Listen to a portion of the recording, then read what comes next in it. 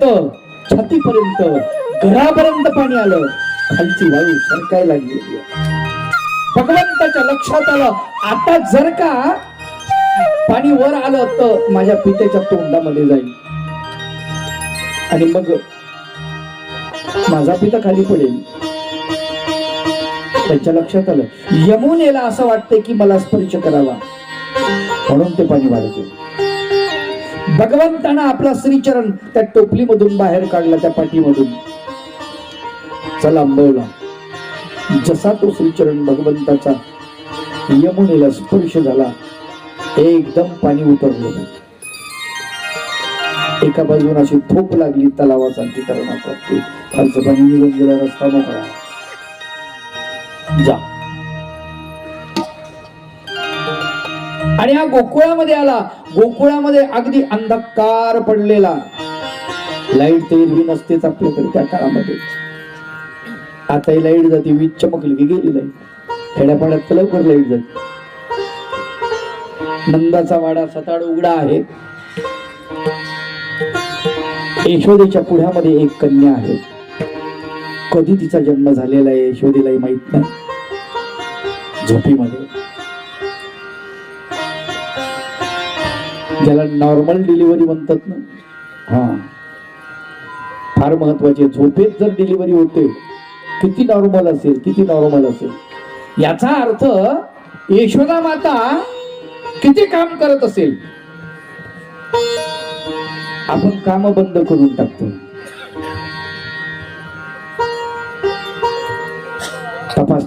तपासायला पाठवलं पाहिजे,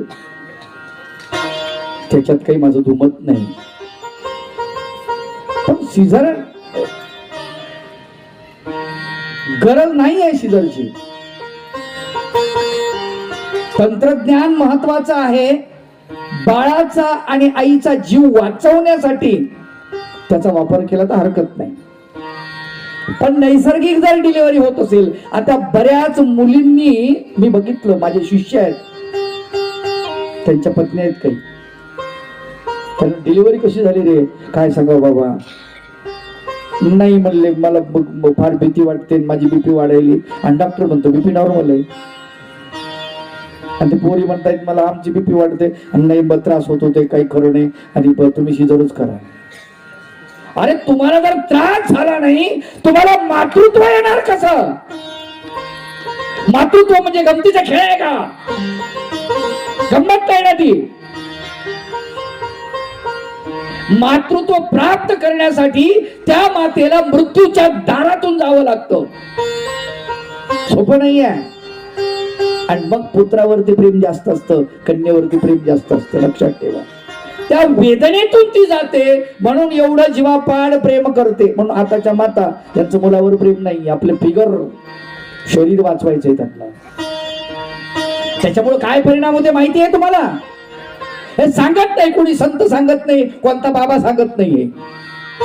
तुमच्या भानगडी गायला सांगत बसन ते, तुम्हालाच कळलं पाहिजे त्या गोष्टी.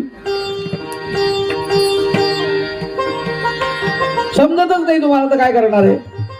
अरे लेकराला तुम्ही जर दूध पाजलं नाही तर तुम्हाला स्तनाचा कॅन्सर होतो मातांनो, लक्षात घ्या जरा. फार महत्वाची गोष्ट. निसर्गाला तुम्ही टक्कर नका देऊ. निसर्ग आहे तो.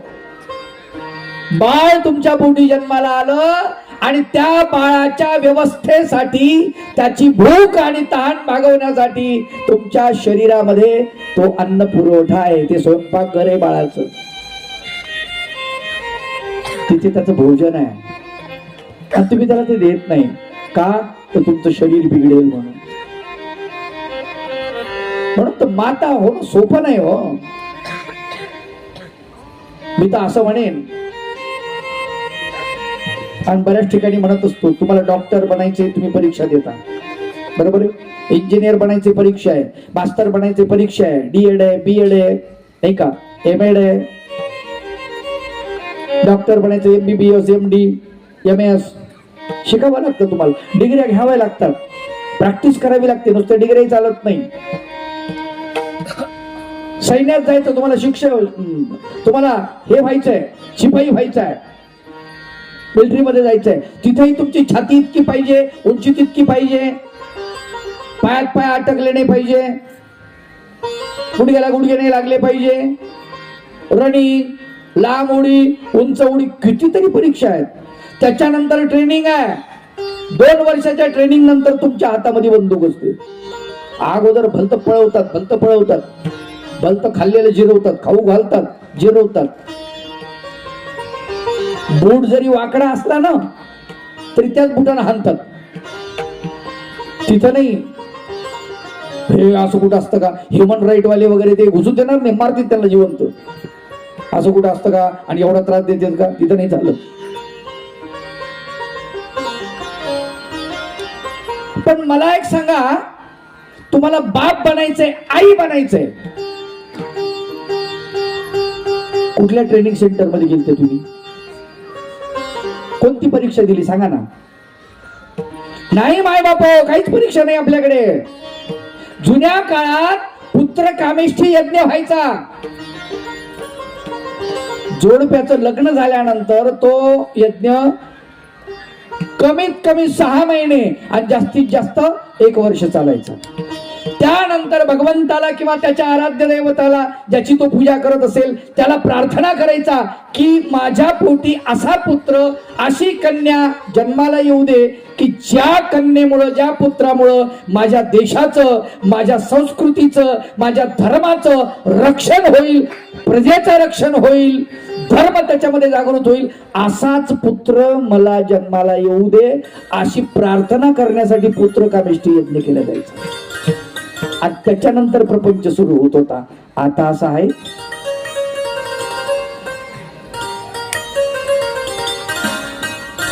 आता तर ते लग्न बी अवघडच झाले. काय आता ह्या गोष्टी तुम्हाला सांग बाबा, लई तुम्ही खोलात फिरायला लागले. अरे वधू वराला भेटू देत नव्हते.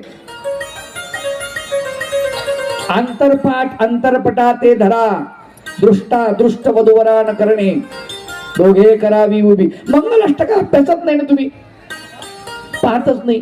देवबाप्पाकडे दिलाय, देवबाप्पा म्हणतो, अर्थ काय तुम्हाला माहित नाही. त्यानं म्हणायचं मम, तुम्ही म्हणायचं मर्म.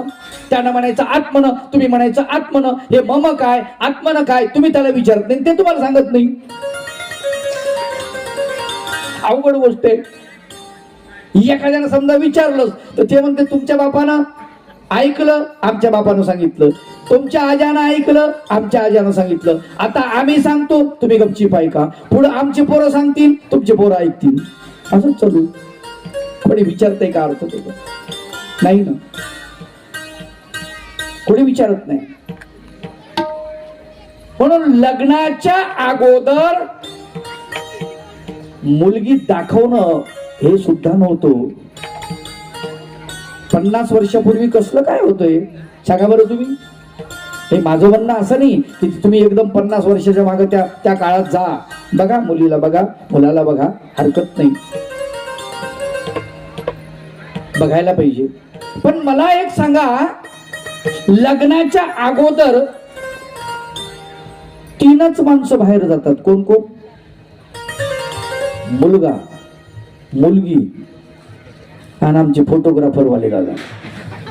बरोबर आहे की नाही? काय म्हणतात त्याला? प्रीवेडिंग.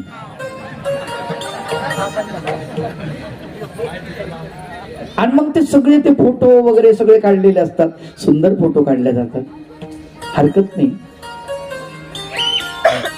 ड्रेस वेगवेगळे, तो फोटोग्राफर सांगतो असा ड्रेस पाहिजे, तसा ड्रेस पाहिजे, इथे उभे राहा, तिथे. ठीक आहे, त्याला कळतं, ते पोझिशन त्याला माहित असतं. पण हे काढल्यानंतर तुम्ही ते लग्नामध्ये मोठ्या स्क्रीनवर दाखवता, हे वाईट आहे. ते पाहिल्यानंतर पोरग पोरगी लग्नाच्या अगोदर तोंडात तोंड घालून येते, बापाला खाली मान घालावं लागते. ही शोकांतिका आहे. त्याच्या विरोधात नाही, लग्न झाल्यावर जाऊ द्या ना, अडचण नाही ना. किती काढायचे फोटो तर काढा ना. अख्खं घर अल्बम मध्ये ठेव. आणि मी तर म्हणतो मोठाले फोटो काढा, नाही असं नाही म्हणत मी, भिंतीवर मोठी स्क्रीनच लावा ना फोटोच्या, मोठे फोटो काढायचे, मोठा अल्बम किंवा आपलं ते काय म्हणतात त्याला, मोठा फोटो भिंतीवर डायरेक्ट चारी बाजूच्या भिंती सगळ्या घरात फोटोच लावा, काही अडचण नाही. किती अवघड गोष्ट आहे. नाहीच आहे, आम्ही संस्कृती आमची विसरत चाललो आहे माय बाप हो. लक्षात ठेवा, भगवान गोपाल कृष्णाला तिथे नेऊन ठेवलेला आहे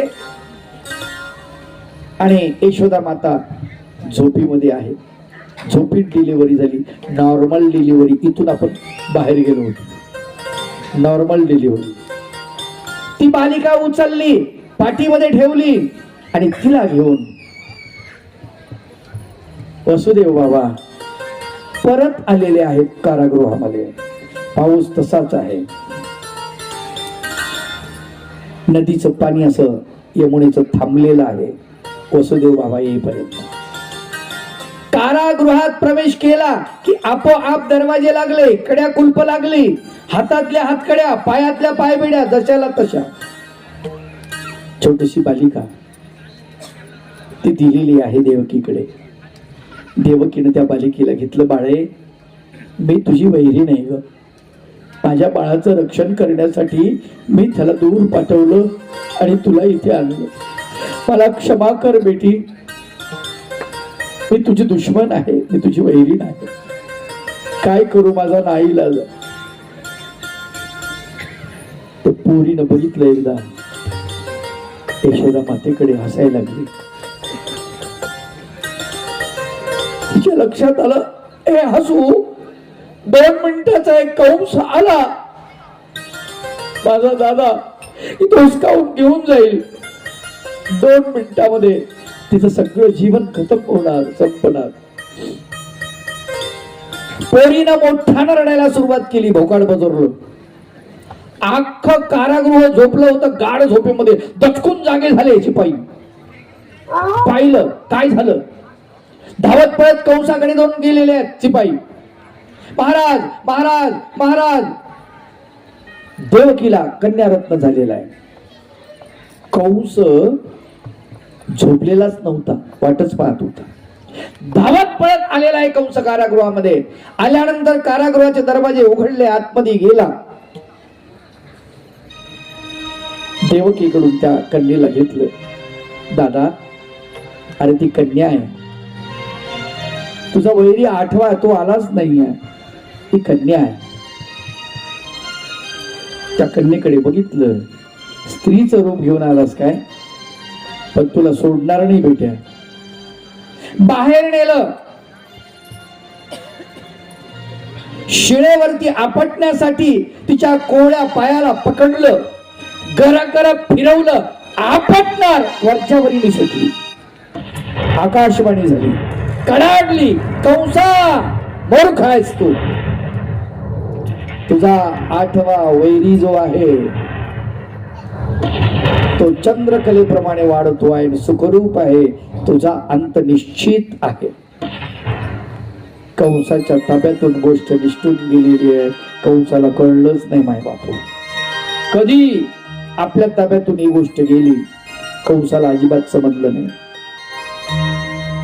कंस हवालदिल झाला. आता आपल्या कारागृहामध्ये आपण काही करू शकलो नाही, बाहेर गेला, आता कसं बरं कुठं गेला हे माहित नाही. गुप्तहेर पाठव, इकडे पाठव, तिकडे पाठव, आणि लक्षात आलं की गोकुळामध्ये एक बाळ जन्माला आलेला आहे. असं तर नसेल, इथलं बाळ तिथे गेलेलं आहे, तिथली कन्या इकडे आलेली आहे. त्याने अंदाज लावला, संकट पाठवायला सुरुवात केलेली. आणि इकडे गोकुळामध्ये भगवंत आले. गोकुळामध्ये सगळीकडे आनंदी आनंद झालेला आहे. तुम्हाला सांगतो, त्या गोकुळामध्ये संत वर्णन करतात गोकुळीच्या सुखा, गोकुळीच्या सुखा, गोकुळीच्या सुखा, अंतपार नाही लेखा, अंतपार नाही लेखा,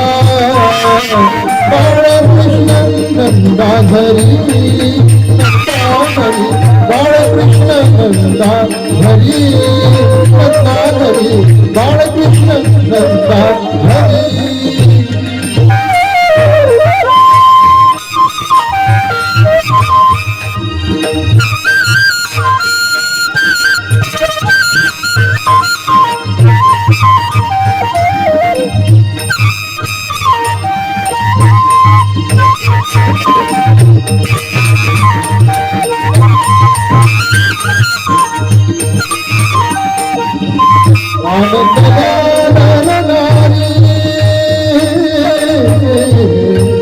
आनंदला नरनारी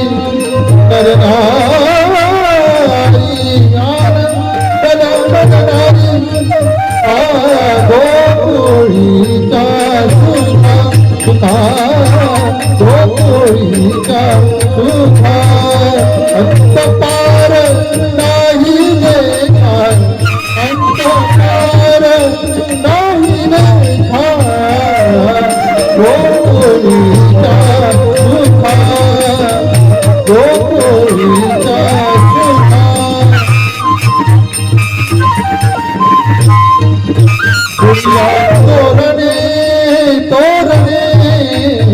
गुड़िया तोरणे तोरणे करती कथा गाती गाणे करती कथा गाती गाणे गोकुळीचा सुखा गोकुळीचा सुखा सुखा गोकुळीचा सुखा घर आनंद भयो जय कन्हैया लाल की नंद घर आनंद भयो जय कन्हैया लाल की नंद घर आनंद भयो जय कन्हैया लाल की नंद घर आनंद भयो जय कन्हैया लाल की जय कन्हैया लाल की जय यशोदा लाल की जय कन्हैया लाल की जय यशोदा लाल की जय कन्हैया लाल की जय यशोदा लाल की जय कन्हैया लाल की जय यशोदा लाल हो व्रज में आनंद भयो जय कन्हैया लाल की व्रज में आनंद भयो जय कन्हैया लाल की हो हाथी दिनो घोड़ा दिनो और दिनो पाल की हाथी दिनो घोड़ा दिनो और दिनो पाल की हाथी दिनो घोड़ा दिनो और दिनो पाल की हाथी दिनो घोड़ा दिनो और दिनो पाल की हो ब्रज में आनंद भयो जय कन्हैया लाल की ब्रज में आनंद भयो जय कन्हैया लाल की ब्रज में आनंद भयो जय कन्हैया लाल की ब्रज में आनंद भयो जय कन्हैया लाल की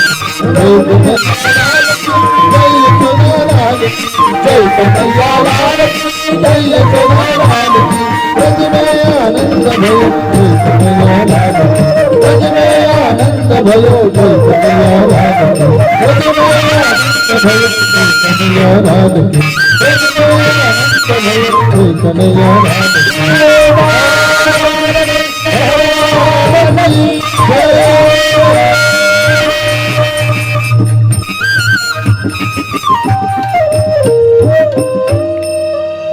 परब्रह्म परमेश्वर भगवान गोपाल कृष्णाचे आगमन गोकुळामध्ये झालं. गोकुळामध्ये सगळीकडे आनंदी आनंद झाला. आनंद गोकुळामध्ये आलेला आहे. खरं पाहता आपण म्हणत असतो आमचं गाव गोकुळासारखं आहे, अजिबात म्हणत जाऊ नका. त्याचं कारण सांगतो तुम्हाला. गोकुळामध्ये एकी होती. आपल्या गावात एकी असन तर मग म्हणा. आपल्या गावात जर कोणी कोणाचं ऐकत नसेल तर गोकुळ म्हणण्यात काय अर्थ आहे का? दुसरी गोष्ट, गोकुळामध्ये अनेक संकट आलेली आहेत. मग तुम्हाला संकटाला बोलवायचंय का? बघा, संकट निवारण करणारा विघ्नहारक परब्रह्म परमेश्वर भगवान गोपाल कृष्ण येईल. पण संकट मात्र येतील बरं का, लक्षात ठेवा. ते सहन करण्याची ताकद तुमच्यामध्ये असायला पाहिजे. गोकुळामध्ये ती होती. भगवंताचं आगमन झालं, गर्गमुनी आलेले आहेत. गर्गमुनीने भगवंताचं जातक सांगितलं, भगवंताचं नामकरण करण्यासाठी त्यांचं कुंडली काढलेली आहे, आद्याक्षर सांगितलेलं आहे. कृष्ण शब्द फार सुंदर आहे. महानुभाव पंथामध्ये याचं वर्णन केलं. कृष्ण धातू ज्ञानाशी वाचक असं म्हटलेलं आहे. कृष्ण धातू, धातू म्हणजे क्रियापद. संस्कृत मध्ये त्याला धातू म्हणतात, मराठीत क्रियापद म्हटलं जाते. कृष म्हणजे नांगरणे, आणि कृष धातूपासूनच कृषी शब्द झालेला आहे. विचार करा, परब्रह्म परमेश्वर भगवान गोपाल कृष्णाने आपलं नाव शेतकऱ्याच्या नावानं केलेलं आहे. एवढी उदारता आहे भगवंताची. तोही शेतकरी आहे. कशाची शेती करतो? माणसाच्या मनाची मशागत करतो आणि त्याच्यामध्ये मोक्षाचं बीज पेरतो. त्याला कैवल्याचं फळ लागतं. असा तो शेतकरी आहे. कृष्ण म्हणजे शेतकरी. आपल्याला आपली जमीन कसता येत नाही. ही जमीन बरं का, कसता येत नाही. पण आपली जमीन कृष्णाच्या नावानं करा. कोणाच्या नावानं? कृष्णाच्या. त्याला देऊन टाका, ठोक्यान देऊन टाका, भाड्यान देऊन टाका, कसं करायचं तसं करा. आपल्याला कसताच येत नाही ही जमीन. याला जमीन म्हणले. महानुभाव पंथात काय म्हटलंय? जमीन. ही जमीन आहे, कर्मभूमी. मनुष्य देह म्हणजे कर्मभूमी असं म्हटलेलं आहे. मग हा देह म्हणजे कर्मभूमी. दुसरी हिमालय आणि रामेश्वर याच्यामधली भूमी कर्मभूमी जड. तिसरी देवतांची संख्या, त्यालाही कर्मभूमी म्हटले. असे 3 प्रकारे भूमी म्हटलेले कर्मभूमी. कर्माची निष्पत्ती या देहामुळे होते, या देहामध्ये. म्हणून याला भूमी असं म्हटलेलं आहे. आणि म्हणून म्हटलं की ही जमीन आहे आपली जमीन. आलं का लक्षात? आपली जमीन. तुम्ही शेतकरी आहात, तुम्हाला कळतं जमीन आम्लधर्मी आहे की अम्लारी धर्मी आहे की उदासीन आहे. तुमच्या जमिनीचा पोत कसा सुधारायचा हे तुम्हाला माहित असतं. तुमच्या जमिनीमध्ये काय पिकतं हे तुम्हाला माहित असतं. आणि माहित असलं पाहिजे. तपासा जमीन, तपासा. आलं का लक्षात? ती जमीन तुम्ही तपासता, तुम्हाला माहिती आहे.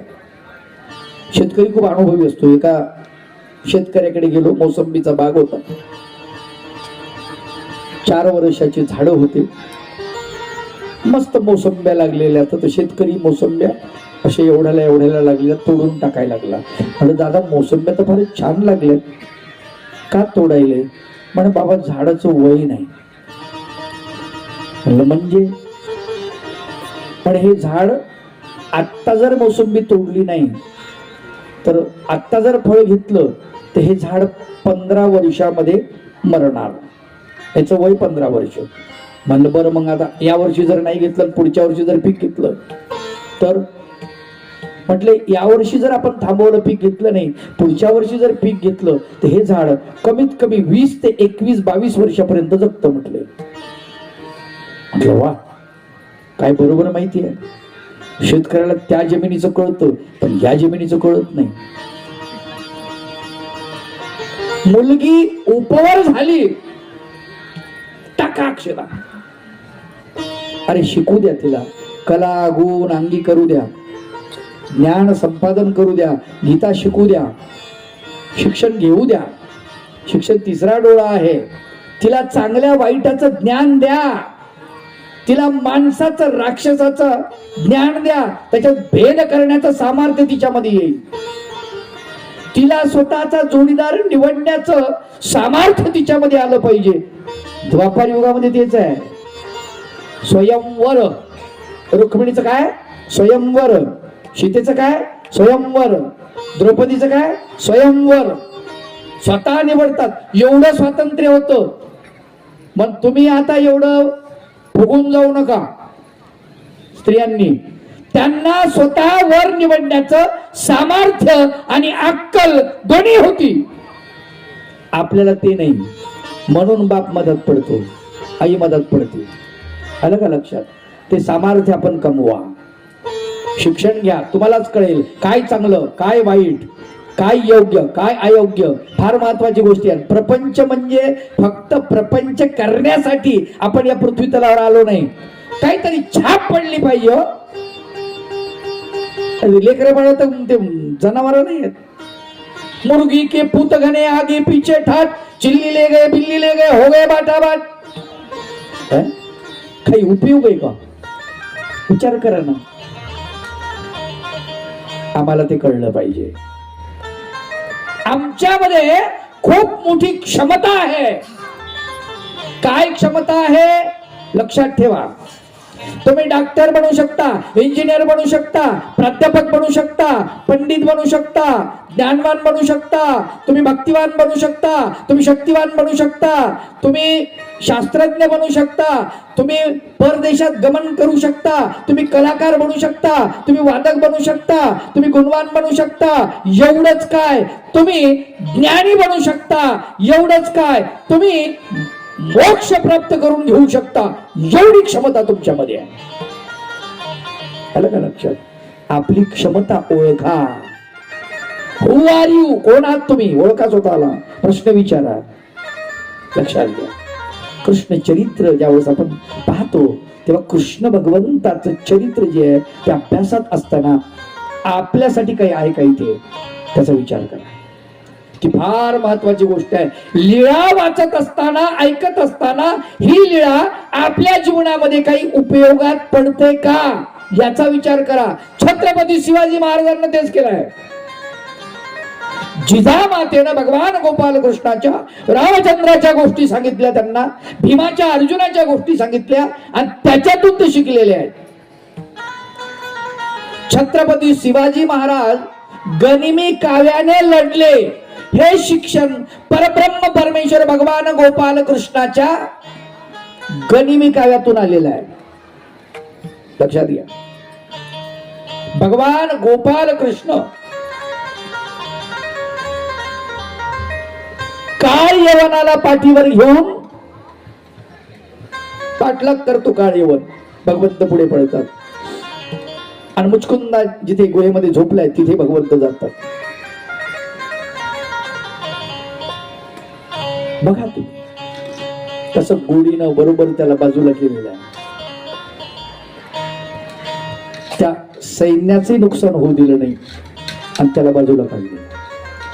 छत्रपती शिवाजी महाराज सुद्धा इथून निसटलेत ना. कसे निसटलेत? आग्र्याच्या त्या ठिकाणी किल्ल्यामध्ये सगळं चिंतन आहे. ते जर तसं होऊ शकतं, हे असं होऊ शकतं, आपण असं करू शकतो, तर ते आपल्यात उतरलं पाहिजे. त्यासाठी आहे ते. त्याचं नुसतं पारायण नाही करायचं. असं जर असतं तर परब्रह्म परमेश्वर भगवान गोपाल कृष्णाने अर्जुनाला 18 अध्याय गीता सांगितली असतील. म्हणलं असतं बस हे पाठ घे, हा विडा ठेव त्याच्यावर आणि पारायण कर 18 अध्याय, कौरव पटापट मरतील. काही चुकीचं काय माझं? भगवंत म्हणले जमणार नाही, हातात शस्त्र घ्यावं लागेल, लढावं लागेल, पळून चालणार नाही. परिस्थिती जी समोर निर्माण झाली त्याला तुला टक्कर द्यावी लागेल. परिस्थितीला संपवावं लागेल आणि परिस्थितीवर विजय मिळवावा लागेल, तरच तू विजयी होशील, अन्यथा नाही. हे शिक्षण आहे भगवंताचं. भगवान गोपाल कृष्णाचा अवतार झाला, गोकुळामध्ये आला. आनंदी आनंद झालेला आहे गोकुळामध्ये. आणि गोकुळामध्ये गर्गमुनींनी जातक सांगितलं, काढून दिलं. भगवंताचं नामचिंतन आपण करतो, कृष्ण म्हणतो, ते कृष्ण नाव त्यांनी काढून दिलेलं आहे. भगवंताला अनेक नाव आहेत. खरं पाहता 1000 नाव आहेत. गोपाळ मंत्री किती भेद, असं मला वाटते कास्ता हरिदेव पंडित पैठणला विचारतात. चक्रधर भगवंताला चक्रधर भगवंत म्हणतात की गोपाळ मंत्री सहस्र भेद. पण याची गंमत आहे, म्हणले 1000 भेद आहेत, पण त्यातला एक भेद मात्र कोणी 10 जाणतं, कोणी 15 जाणतं, कोणी 20 जाणतं. सगळ्यांना सगळे माहित असेल असं नाही. 1000 माहितच नाहीत कुणाला म्हटलं. पण एक भेद असा आहे तो कुणालाच माहित नाही. तो एक तर श्रीकृष्ण चक्रवर्ती जाणतात, किंवा रुक्मिणी देवी जाणते, किंवा आम्ही जाणतो, आम्ही सांगू शकतो.